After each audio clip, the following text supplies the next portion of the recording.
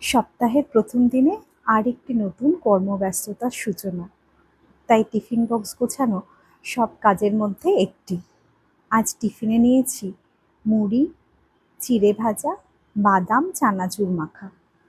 সামান্য সর্ষের তেলে শুকনো লঙ্কা, কালো জিরে আর কটা কারি পাতা দিয়ে মুড়ি আর ভাজা চিড়ে নেড়ে চেড়ে তাতে বাদাম আর চানাচুর দিয়ে নামিয়ে গুছিয়ে নিলাম। আর বক্সে আরও কিছুটা বাদাম নিয়ে নিলাম। বাদামটা খেতে ভালোই লাগে, তাই একটু এক্সট্রা বাদাম নিলাম। লবণ দিয়ে সিদ্ধ ছোলা নিলাম মুড়ি দিয়ে খাওয়ার জন্য। এর সাথে অর্ধেক পেঁয়াজ কুচি কুচি করে কেটে নিয়েছি আর কাঁচা লঙ্কাও কুচি কুচি করে কেটে নিয়েছি। দুপুরে ভাজা মুড়ি আর চিড়ের সাথে সেদ্ধ ছোলা ভালোই লাগবে। এসবের পর একটু মুখটা চেঞ্জ করার জন্য মিষ্টি দুধ সুজি নিয়েছি।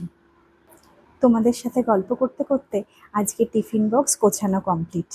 কি ঠিক আছে তো? কেমন লাগছে তোমাদের আমার এই